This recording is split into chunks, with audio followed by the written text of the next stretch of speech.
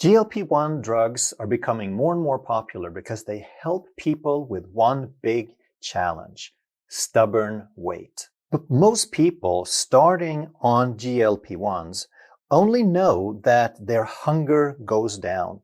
They don't understand the mechanism or the biological cost. The question is not whether GLP-1s work. The question is, what is the cost to the body when you override survival biology? And what if that cost cannot be reversed? Hello, health champions. Today we're going to talk about Ozempic and GLP-1 drugs and what really happens in the body when you take them.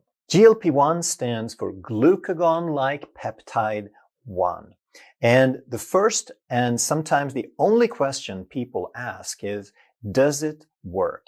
And there's little question about that because it turns off your appetite, so you eat less, and it definitely works both with weight loss and it works to reduce insulin resistance and type 2 diabetes. But the first thing to understand about this is that hormones are released to be broken down. They should only act during a limited time. And this holds especially true for something like GLP-1. Its effect should be temporary. But when we take it long term, the body starts going through some adaptations. And some of these are not so great. For one thing, your digestion stagnates. It slows down. Your signals and hormones get distorted. You will typically see a reduction in muscle mass and your BMR, your basal metabolic rate, declines. And basically what this means is that GLP-1s taken long term override survival biology. So to really understand what we're doing to the system, we need to understand glucagon and GLP-1, which was again glucagon-like. But in what ways are they alike and how do they differ? So first of all, glucagon is a hormone. It's produced in the pancreas alpha cells. So there is also a type of cell called beta cells in the pancreas that makes insulin. So both of these are part of a balancing system, just like GLP-1 is. And the main role of glycogen is to stimulate the liver to tell it to mobilize, to break down glycogen. And we store things as glycogen to have a reserve of blood sugar, basically. So between meals, glucagon is the hormone that tells the liver to start dripping glucose, blood sugar, into the bloodstream so that we can maintain stable levels between meals. And in addition to that, glucagon also stimulates gluconeogenesis, which means that we make glucose from other sources like amino acids and from glycerin in stored fat like triglycerides. Glucagon also helps release fatty acids to make energy from. It helps support your metabolic rate so that we can keep making energy. It helps maintain blood glucose between meals, like we said. And whenever we need fuel, when we're not eating, it basically helps release stored energy. GLP-1, on the other hand, does not come from the pancreas. It comes from something called L cells in the intestines. So we have these little sensors in the intestines, and when food comes along, they respond to that, and this GLP-1 is released after eating. So the main purpose of GLP-1 is basically to slow down digestion, to slow gastric emptying. And by doing that, the glucose is absorbed slower, and it spreads out the glucose uptake over a longer period of time. And by doing that, it reduces the glucose spikes. It sort of evens out the uptake a little bit.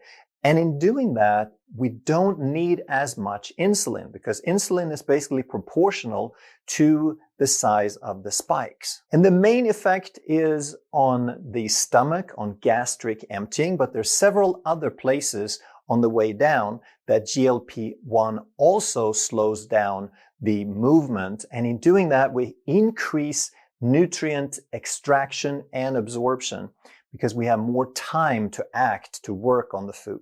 So that's how we want to think about it. That's the natural purpose. And it's critical that we understand this, because if it responds only to food, then it means that it's a timing hormone. It's temporary.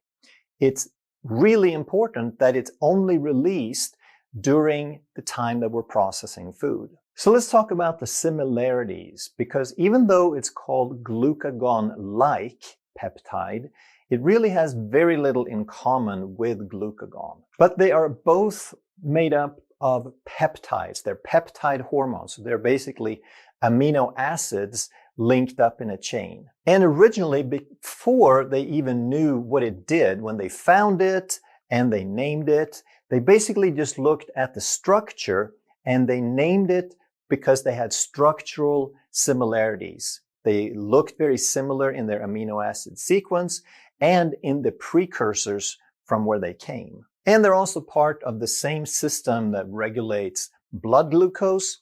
They are very fast acting and they're brain connected. They signal to the brain what's going on. And when they're produced naturally, then they are context dependent signals. And that's really important to understand. They're only supposed to be there in certain context, under certain circumstances. Like with GLP, it's only supposed to be there when there is food present. And that's the opposite of what happens when we take it as a drug. So when we look at their differences, we realize that they're really functional opposites. They either do exactly the opposite thing or they have no effect. So first of all, when we look at the energy state, then glucagon is acting when energy is low, so it acts to mobilize energy. GLP-1 is supposed to be there only during the fed state, only with food present. When we look at hunger, then glucagon doesn't really have an effect at all. It doesn't shut it off, it doesn't stimulate it, but it's neutral, it allows it. However, GLP-1, because it's only supposed to be there when there is food present, when we have just been fed, it suppresses the hunger. And this is, of course, why they give people the GLP-1 drug, to suppress hunger. And then when we look at the main purpose of the GLP-1, which is stomach and gut, the timing of food processing, the glucagon again is neutral and GLP-1 slows it significantly. And again, that is okay if we balance it, if we respect that delicate timing when there is food present. But when we take it, when food is not there and we suppress hunger, now it slows the gut and the stomach way too much. And when we look at the flow of fuel, then glucagon is about releasing fuel, mobilizing fuel, and GLP-1 is the opposite. It's about storage, which makes a whole lot of sense right after we have eaten, but it sends a completely wrong message when there is no fuel there, when there's no food to process because we didn't eat, and it still says go ahead and store. When it comes to metabolic tone, then glucagon is about mobilization, like we said, and GLP-1 is about conservation. When we look at insulin, when we don't have food and glucagon is active, then it reduces insulin because we want that fuel to get out, not to get stored. However, GLP-1 increases insulin. So it still helps reduce insulin resistance because there's no food there, but it still sends the completely wrong message when it says to increase a storage hormone to store food and energy, even though there is no energy available. So there's a normal balance there that we have to understand and respect. So GLP-1 normally rises after a meal. GLP-1 goes down between meals. Glucagon increases during fasting or between meals, and insulin decreases when we're not eating. And all of this is part of a natural rhythm that we can call metabolic flexibility. The body knows how to adapt to different circumstances. But when we introduce GLP-1 externally, then we're turning all of this upside down. But if you don't understand that, then you might fall in the same trap as a lot of people who are taking it and think they're being successful because they're losing weight. And they say things like, well, this drug is great. I love it because I don't even have to change what I'm eating. But yes, you do absolutely have to change what you're eating, because that's the whole problem. That it's because you ate the wrong things, because you ate things that weren't food, because you ate things with a lot of sugar that acted like drugs, you already set your normal regulation out of balance. And if you keep treating symptoms, if you keep overriding the body even more and you don't change, you're not actually fixing anything. You're just making it even worse. So what are some of the things that can happen when you force GLP-1? Well, first of all, GLP-1 drugs are agonists.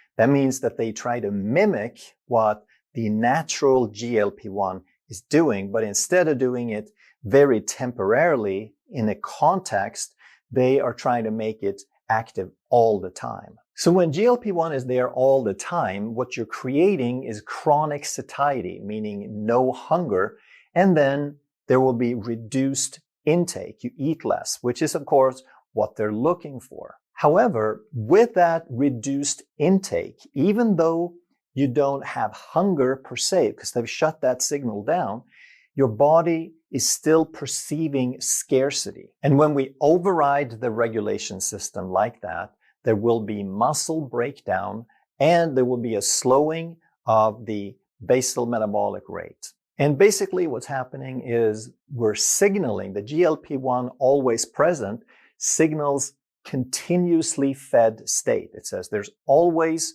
food here, even when there isn't. And because GLP-1 suppresses glucagon, even when it's needed, then we're not providing the body the resources that it needs. And there's several different categories of biological cost. One, for example, is muscle loss. And this muscle loss is huge and under-discussed. It's nothing like fasting, for example, or skipping a few meals, where we leave the body's response and regulation intact. We're also reducing the body's use of glucose, the metabolic rate, and our longevity. We're reducing basal metabolic rate, we're reducing insulin sensitivity, and we're reducing strength and resilience. So cost number 2 is metabolic rebound. And here's what's happening when we have a severe or significant calorie reduction in calories, because we eat less because we're not hungry, then we need to repair, we need to recover from that. But without this metabolic repair, it can cause various different things. And when we talk about this metabolic repair, more specifically, we're talking about the body's ability to restore, to repair, so that we can sense and distribute and store and release energy again. This whole system of balance that can figure things out and respond accurately. If we're on a GLP-1 for any length of time, then the body oftentimes does not repair this metabolic machinery. And as a result, we get a thyroid downregulation. We get a lowered basal metabolic rate, and we increase our fat storage tendency later. Anytime that we go off the GLP-1, then we increase the fat storage, so it rebounds. So basically, all of this is what's happening with yo-yo dieting, where people lose some weight and then they gain it back plus more, except this is like yo-yo dieting on steroids. Cost number 3 has to do with gut motility and digestion. So like we said, the main purpose of GLP-1 in the body naturally is to regulate the timing. It's to slow down the different stages of digestion. But when it's there chronically, now obviously it's going to do too much of that.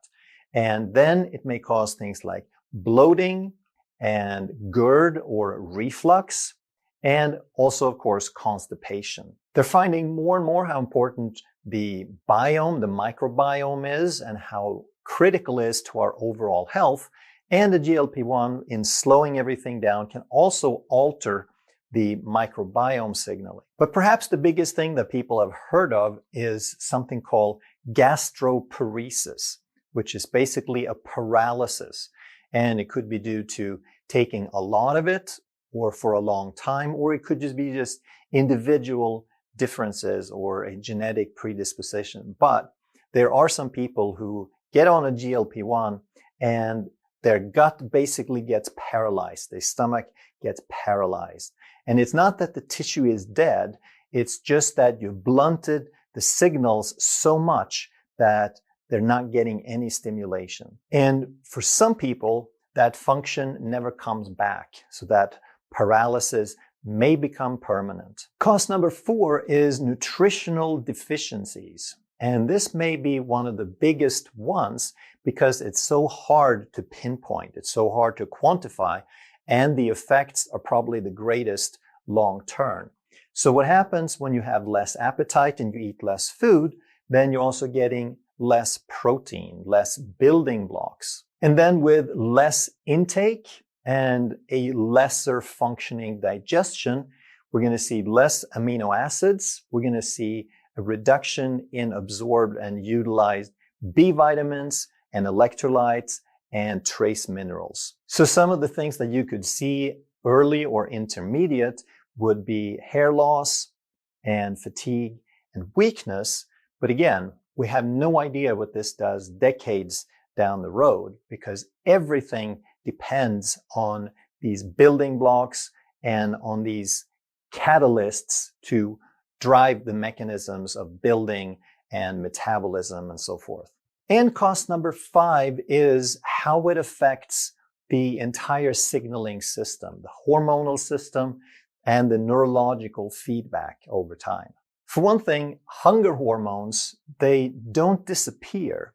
They are suppressed during the time that you are on the GLP-1, but then once you reduce or get off the GLP-1, now they get louder. They overcompensate to make up for it. And you get what's called increased food salience. And basically what that means is how much time, how loud is the conversation in your brain about food. And you'll probably also see an increased reward response when you go off or reduce the GLP-1, because food is supposed to be pleasurable.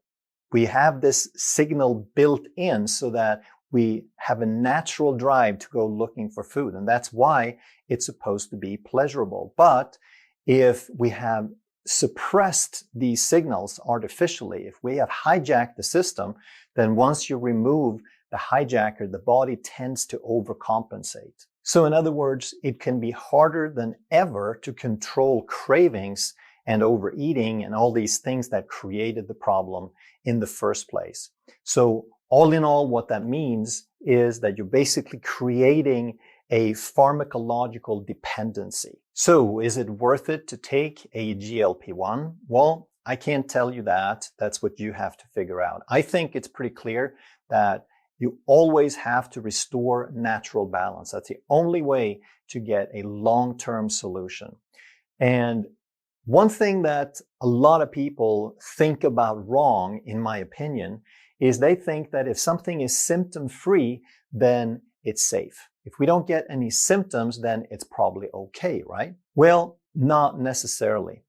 This is how I think we should think about this, that very often a heart attack is the first symptom of cardiovascular disease. We go on for 20, 30, 40 years. There's more and more evidence that heart disease starts in your teenage years. Not that you have a significant problem, but the beginning seed is there. That's when the process starts. And yet, we feel nothing, we know nothing until that heart attack hits. And in many cases, the first one is fatal. So we absolutely do not want to use symptoms as the primary factor to decide if something is good for us or where we are in the process. So regarding GLP-1 and hunger, the body has developed over a very, very long time, as long as we have been on the planet, a very complicated and delicate system, very fine-tuned systems to sense low resources. And we have a bunch of hormones to mobilize energy like glucagon and cortisol and growth hormone when resources are low. And it's very, very fine-tuned, and it runs on nanograms. So we have these two main actors, which is glucagon and GLP. And glucagon is all about maintaining blood glucose and mobilize resources, versus GLP-1, which can help with the timing of food processing. Remember, that's what it's for. And the reason it shuts down hunger is that you're not supposed to be hungry right after you ate. So GLP-1 is, again, I've said this many times, but please hear this. GLP-1 should only be present with food. That's why it shuts down hunger. And I hope you can see by now that this very system, this delicate balancing system, exists in the first place to keep you alive and keep you healthy, not to be silenced long term. This is all survival biology, and when you override it, there's going to be consequences. If you enjoyed this video, you're going to love that one. And if you truly want to master health by understanding how the body really works, make sure you subscribe, hit that bell, and turn on all the notifications so you never miss a life-saving video.